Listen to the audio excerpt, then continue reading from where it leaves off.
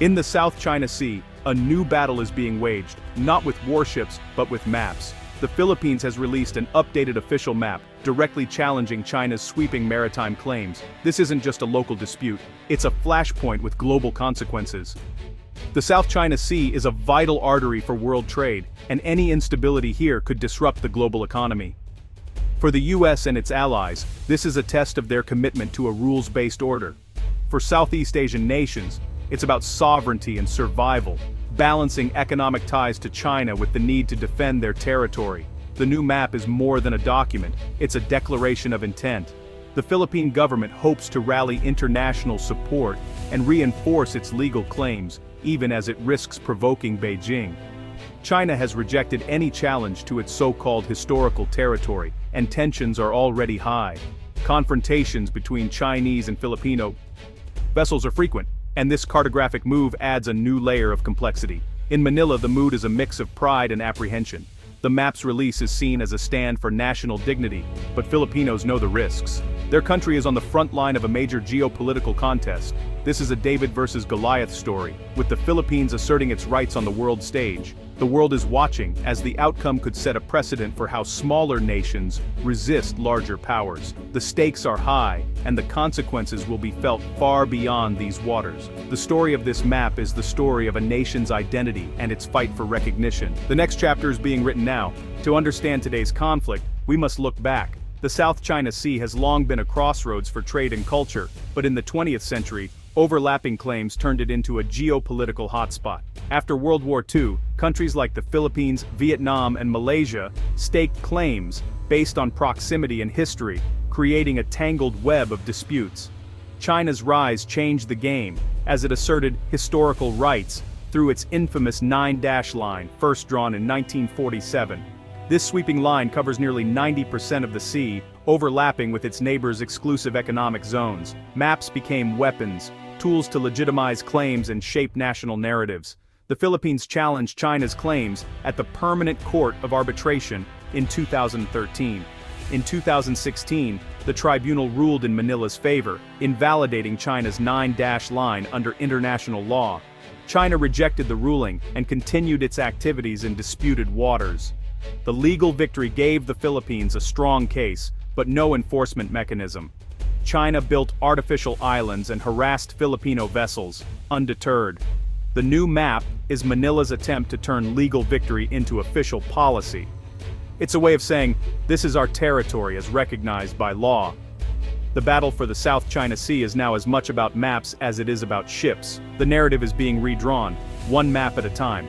The new Philippine map is a bold assertion of sovereignty. It officially marks the West Philippine Sea, waters within the country's exclusive economic zone, as defined by international law. The map is now required in all government functions, from education to law enforcement. President Marcos Jr. has vowed not to yield a single square inch of territory. The move is part of a broader strategy to internationalize the dispute and strengthen alliances with the US, Japan, and Australia. China swiftly dismissed the map as illegal and invalid, continuing its assertive patrols and diplomatic condemnation. The US and other allies reaffirmed support for the 2016 arbitral ruling and freedom of navigation. ASEAN remains divided, with some members wary of antagonizing China. The map is a diplomatic tool, but the struggle for control continues on the water. The Philippines is staking its claim, visibly and officially. China's 9-dash line, first drawn in 1947, claims nearly the entire South China Sea. The line is vague, lacking clear legal or geographic basis, but it's central to China's national identity. The 2016 tribunal found no evidence of China's exclusive historical control over these waters. Yet, China has built artificial islands, equipped with military facilities, to solidify its claims. Its Coast Guard and maritime militia intimidate other claimants, enforcing control by presence. The 9-dash line is embedded in Chinese maps, passports, and education, making compromise politically difficult. For Beijing, backing down would be seen as betrayal.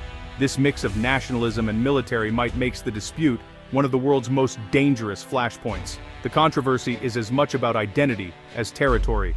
The South China Sea covers 3.5 million square kilometers and carries a third of global maritime trade. It's believed to hold vast oil and gas reserves, key drivers of the conflict.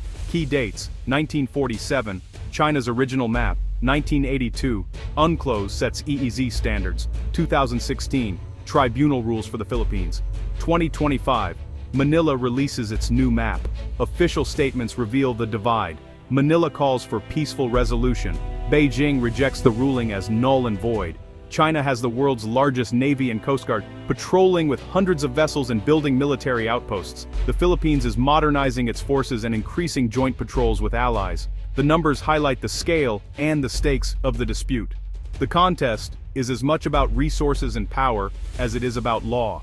The new map strengthens Manila's diplomatic hand, but strains ties with Beijing, its top trading partner. The West Philippine Sea is vital for Filipino fishermen and holds potential energy riches. Officially mapping its EEZ signals Manila's intent to attract investment and assert its rights, but risks confrontation with China.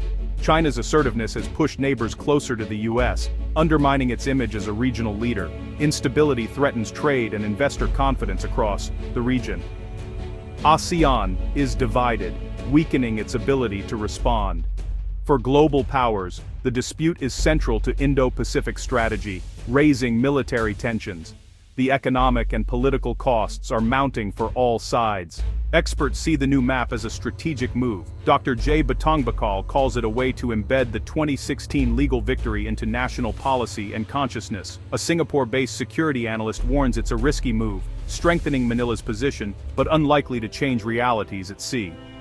The key question: will Manila try to enforce the map, risking escalation?